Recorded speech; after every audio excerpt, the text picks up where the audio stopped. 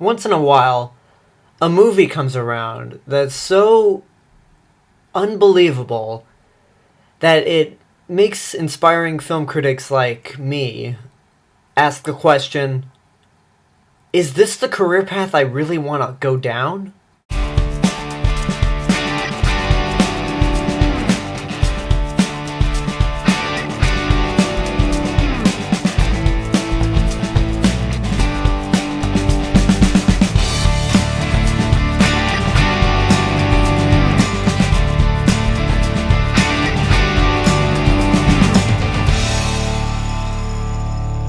Because let me tell you, after seeing M. Night Shyamalan's After Earth, I'm really starting to question whether I want to be a film critic or not. So this movie is basically Will and Jaden Smith are on a ship.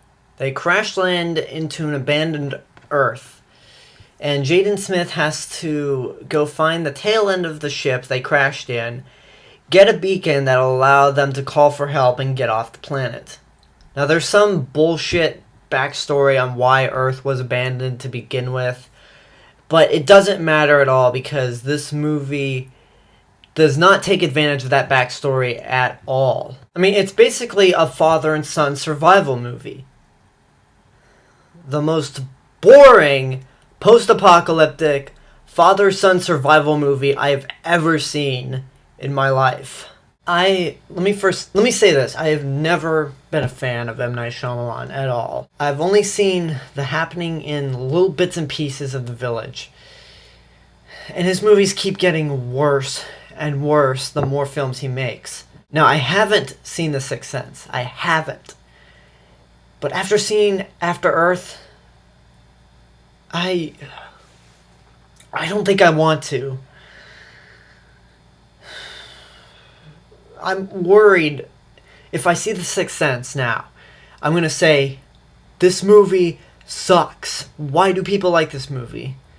So I'm going to either have to see it with someone who's seen it and loves it, or I'm just going to have to not see it and just take everyone's word that it's a good movie. So, with that said, After Earth, this movie basically shows what M. Night's career is. It's a walking corpse that just doesn't know when to stop. I mean, this movie has just so many problems. But I feel that it's not all M. Night's fault. Half the blame goes to him. The other half goes to Will Smith. So, what did M. Night do wrong?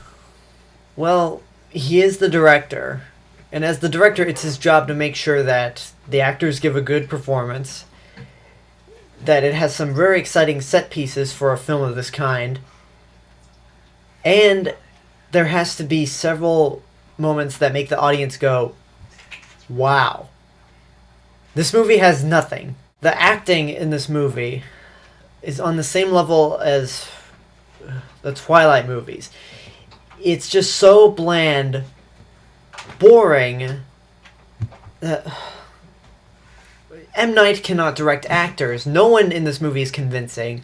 They all have some weird accent that the whole time watching it, I'm like, what are these actors doing? What is this accent? Is this intentional or did someone fuck up? But the biggest crime of all is that M. Night Shyamalan is the first guy that I've seen to make Will Smith look like a terrible actor. There's a scene in which he's giving his son a monologue.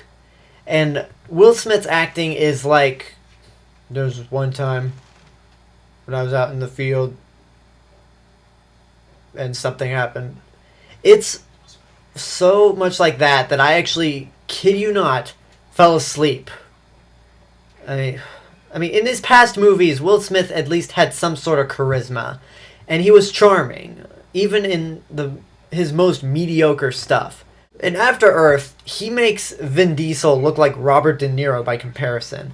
That's not something I'm proud to say, and I hope I never, ever have to say that again. Now, I know Jaden and Will are a real father and son duo. I mean, because of their last names, but because M. Night is such a shitty director, I didn't get the impression that they bonded like a father and son because both of their acting was atrocious. And there is nothing exciting about this father-son post-apocalyptic survival movie. None of the set pieces are exciting. This world, this abandoned Earth is so unoriginal that I could have come up with more original ideas than what was here.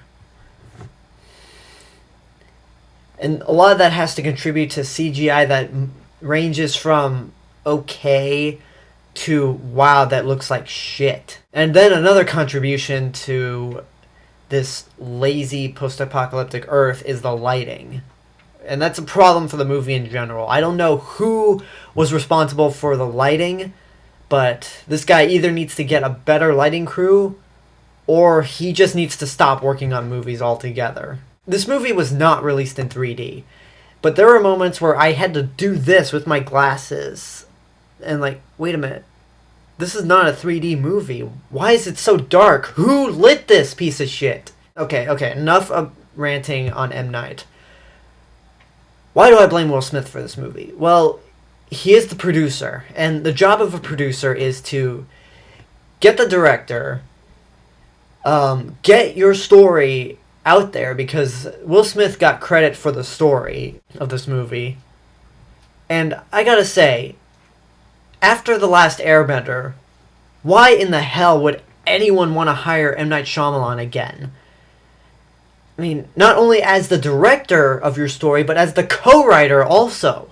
I don't know what was going on through Will Smith's head, but this movie just seemed like a way to get his son to be a big star, because throughout 90% of this movie, Will Smith is hanging out in the crashed ship with his legs broken, while his son is out there in the woods doing all the work. And I'm sorry, but Jaden Smith does not have the acting talent or even the good looks that Will has. This movie is an overall disaster. I know it's unfair to compare the two, but the reason why I hate this more than The Hangover Part 3 is because with The Hangover Part 3, it may have made me angry, but at least it tried to do something else. It may not have been good, but at least it tried. Bradley Cooper, Ed Helms, John Goodman, they didn't want to be in that movie, but at least they tried. There was effort put into that movie. As bad as it was, there was at least some effort put into that. After Earth is just lazy. M. Night was lazy. Will Smith was lazy. All the actors were lazy. The lighting guy sucked. And I don't know, that's a bigger insult than trying to do something that doesn't work. So, this movie, Burn in Hell movie, this is the worst movie I've seen in a long time. This is easily a contender for the Golden Raspberry Awards. I saw an article where the LA Times asked the question, is After Earth the next Battlefield Earth? And I can honestly say, yes. After Earth is the Battlefield Earth of the 2010s. It is so atrocious, so unbelievably, unspeakably bad. Ugh.